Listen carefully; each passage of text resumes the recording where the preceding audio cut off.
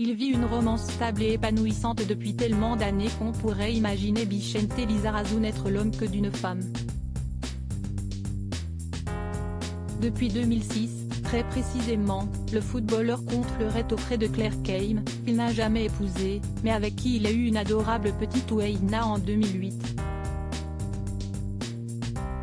Il avait rencontré la chanteuse alors qu'il s'était reconverti en consultant, pour TF1, et qu'il l'avait croisée lors d'un concert de la troupe Les Enfoirés.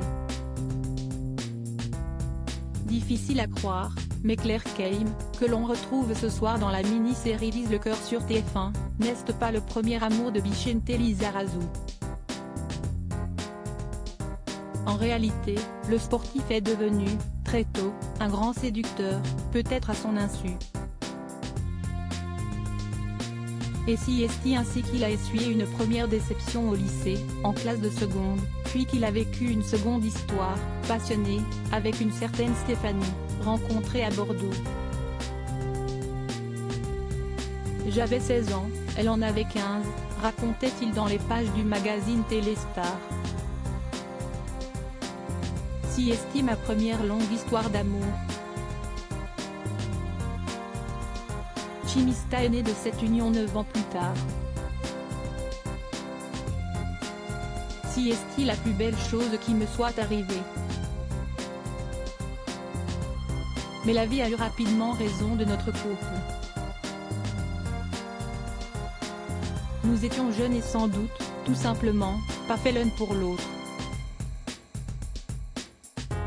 Le divorce des parents est souvent une chose difficile à digérer, pour un enfant.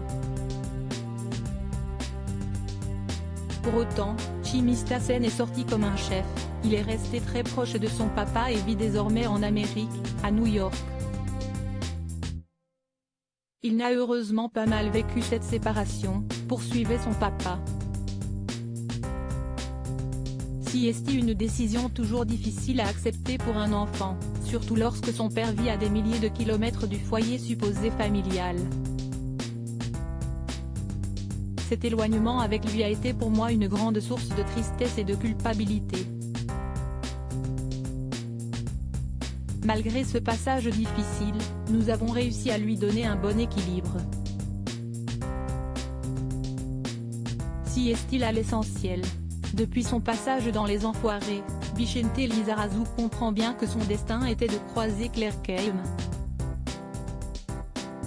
Il avait, pourtant, déjà trouvé l'amour grâce au spectacle de la troupe puisqu'il avait eu un coup de foudre en plein concert, en 1998, pour Elsa Lunogini.